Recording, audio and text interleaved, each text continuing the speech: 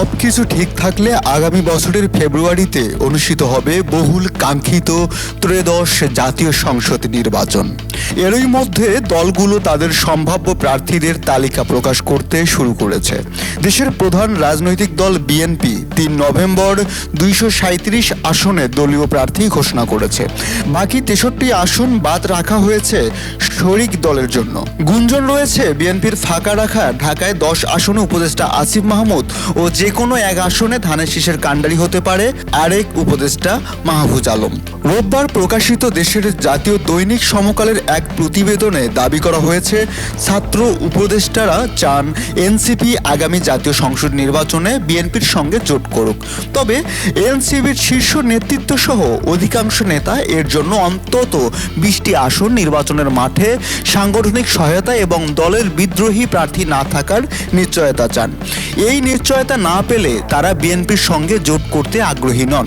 বিকল্প হিসেবে তারা জামায়াতের সঙ্গে বিএনপি বিরোধী বৃহত্তর নির্বাচনী সমঝোতে যেতে চান।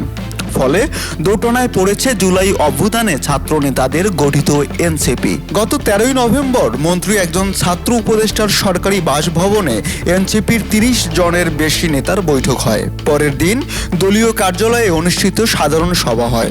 বৈঠকগুলোতে অংশ নেওয়া এনসিপির ৬ জন নেতার সঙ্গে কথা বলে এসব তথ্য পেয়েছে সংবাদ মাধ্যমটি। এই নেতারা জানিয়েছে ২ উপদেষ্টা ছাড়াও এনসিপির শীর্ষ ১০ নেতার অন্তত ২ জন বিএনপির সঙ্গে জোটে যেতে চান। তাদের একজন ঢাকায় আরেকজন উত্তরবঙ্গে বিএনপির জোটের প্রার্থী হতে চান। ২ ছাত্র উপদেষ্টা একজন জামাতের সঙ্গে সমঝোতায় আগ্রহী নন। অন্য উপদেষ্টার অভিমত, আগামী নির্বাচনের পর রাজনৈতিক সরকারের সময় নিরাপত্তার কারণে বিএনপির সঙ্গী হতে চান। জুলাই গণ অভ্যুত্থানে ছাত্র নেতৃত্বের সঙ্গে সম্পৃক্ত অন্তর্বর্তী সরকারের একাধিক উপদেষ্টাও চান বিএনপির সঙ্গে জোট করুক এনসিপি। তবে দলের আহ্বায়ক নাহিদ ইসলাম ও সদস্য সচিব আক্তার হোসেন এনসিপির চাহিদা পূরণ ছাড়া বিএনপির সঙ্গে জুটে যেতে রাজি নন।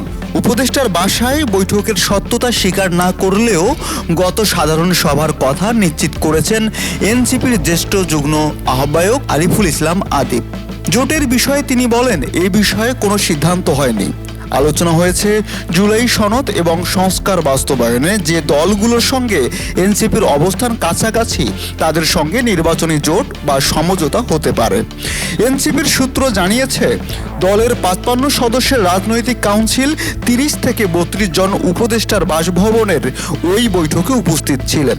২ উপদেষ্টা ছাড়াও নাহিদ আক্তার, মুখ্য সমন্বয়ক নাসির উদ্দিন পাটোয়ারি সহ এনসিপির জ্যেষ্ঠ নেতারা জোট নিয়ে মতামত দেন বৈঠকে।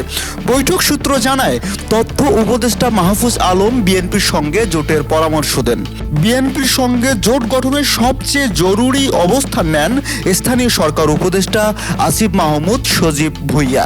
তিনি বলেন, এনসিপিকে আগামী সংসদে থাকতে হলে বিএনপির সঙ্গে জোটে যেতে হবে। এই বিষয়ে ২ উপদেষ্টার বক্তব্য জানার চেষ্টা করেছে বিভিন্ন গণমাধ্যম, তবে তা এখনো সম্ভব হয়নি।